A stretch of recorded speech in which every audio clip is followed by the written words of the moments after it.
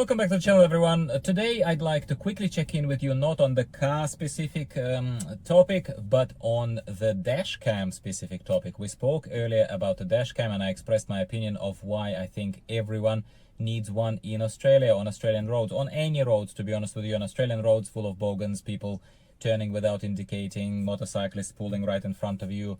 There are so many different reasons why you need a dash cam. So today I want to talk to you about my experience with my budget dash cam from Xiaomi, from the Chinese manufacturer, the dash cam that I've been using in the past in my Jeep very successfully for 3 years. This one is a different model of the same dash cam, but it's still the lineup of that basic dash cam without a screen, just a small, nice little neat placement here that I was quite a big fan of. The dash cam is called 70Mi, it's called, yeah. So I was a fan of the old version. This one I think is a version like 1S or something. I can't remember the exact model. I will overlay it on the screen if I can find the order from AliExpress where I got it from, so that you can steer clear. I don't know if it's a defect in this particular product, in this particular one that I have, and if yours might not have that. Let me know in the comments down below if you're using a 70Mi dash cam. But this particular one has always been a bit dodgy. So pretty much ever since I recorded that first video of unpacking that dash cam and installing it and talking to you about how I think one needs it, ever since then it was doing the weird stuff. And by weird stuff I mean mainly talking to itself, taking photos, taking videos and stuff like this. And no, I don't think that it's spying on behalf of Chinese government. Let's please not go there. I'm sure there will be some trolls that will try to take a stab at that. Let's have a giggle together. But if you're trying to get too serious on this topic, oh, it's a Chinese product, whatever, prepare to be banned. You've been warned. Only one warning. I'm not even doing warning shots around here anymore. My patience is spent. Spent. Okay, so don't buy 70Mi cam. And I am again going to overlay it on the screen. Don't buy this model is what I'm going to say to you.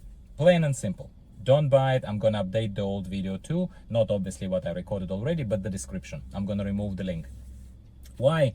Because so far from what I'm seeing, other than its obvious price benefit, like it's definitely a budget cam, it's not going to get you out of pocket, and its placement, it's certainly not a bulky thing with a square screen right here in front of me on this already, one would argue, relatively limited amount of space, amount of window in front of me, yeah, amount of glass. It's nice and neat. That's a benefit. But it, for some reason, activates randomly, detects the emergency situations that are not there. It films emergency stuff like, started recording emergency video. Why? The amount of times it happens, it does it every second time the car basically departs.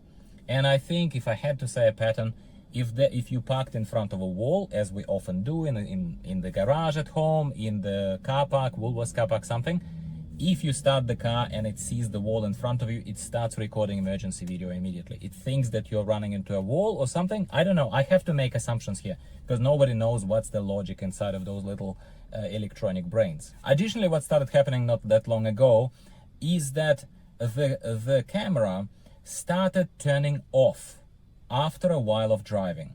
So it comes on when the engine comes on. It turns on, like does its bleep, like it comes online basically. It turns on, the recording evidently starts, the SIM is there, the SIM has space and it should be overwriting videos on the SIM anyway. That can't be a problem. Then I'm driving for, I don't know, maybe 10, maybe 20 minutes, maybe 10, maybe 20 minutes. And after those 10, 20 minutes, not during one of those falsely detected emergency situations, just out of the blue, just in the middle of the road, yeah, it would just do the do, like as if it's powering down, as if the power is cut to it. And it just obviously turns itself off. I don't know if it's the lovely Haval electronics again playing up. In addition to lane keep assist and all this rubbish, I don't know what to think. Okay? I don't know if this very conveniently placed a USB port that I've been using all along for powering of this camera, if it suddenly decided to start cutting off power after a while. I have no idea. The cable has not changed. I have checked that it's still plugged in. Obviously, you do these kind of things, like obvious things. I don't know what causes it. but I can tell you that at the moment I am inclined to not put it on Haval. I'm inclined to put it on the camera because it has been doing that other dodgy stuff. So it's kind of one dodgy thing, another dodgy thing now. I'm basically not a fan. As you see right now, me filming it, I have it unplugged simply because I didn't have time to properly remove this. And I am going to be replacing it with something else. I will recommend something else, some other camera, and we're going to take a look if it works better for me. It probably is still going to be Xiaomi because it is not about Xiaomi as a brand. I don't think so. Xiaomi has proven it time and time again for millions of customers all over the world, and China, mainland China, starting obviously with that massive numbers. Like you and I cannot comprehend the numbers of the products that they're pushing. They are bigger than Apple. You just never heard of them. Okay. So it's not the brand. And it's not the cheap product. I had a cheap product before in my Jeep, it was fine. It must be this one is a bit dodgy, maybe this particular model is a bit finicky, I have no idea. But yeah, I would probably, they did not lose me as a customer, Xiaomi, as far as a brand, as far as me never ordering another dash cam or some other product from them because this dash cam seems to be glitchy. No. I am going to go through the full cycle of changing the cable completely. No, I haven't done it, but I had no reason to believe that this one broke suddenly because it's been here pretty much since the install, and these new things started happening with the disconnect, started happening only recently. And I'm going to keep you updated, especially if you're interested. If you have particular recommendations of dash cams that don't cost an arm and a leg, and you think that the brand is better and all of that kind of stuff, because I heard horror stories of your dealers trying to install dash cams for you for an extra $1,000. Don't even get me started. That's the stupidest thing you can do. I have always ordered these things online and they've been fine. And I'm okay to pay not a 60 Australian dollars. I'm okay to pay 100. I'm okay to pay 150. But no, I don't want to pay extortionist amount for a 4K camera. For what? I'm not an Uber driver. I don't drive enough and I don't produce content that's based on the dash cam footage enough. If I was, of course I'd invest into a better one, but this one is just an emergency parachute in case I need to, you know, prove that I wasn't in the wrong when somebody reversed into me or something else happened. So that's it. It's a quick video, doesn't have to be very long, doesn't have to be very ranty.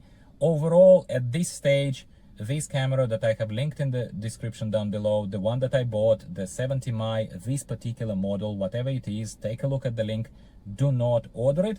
That is my current opinion. I will update the description of the video, not the narrative. Obviously, it's already recorded. If I have to make adjustments further, perhaps there is a slim chance it's cable. Don't think so. Not this time around. Not this time anyway.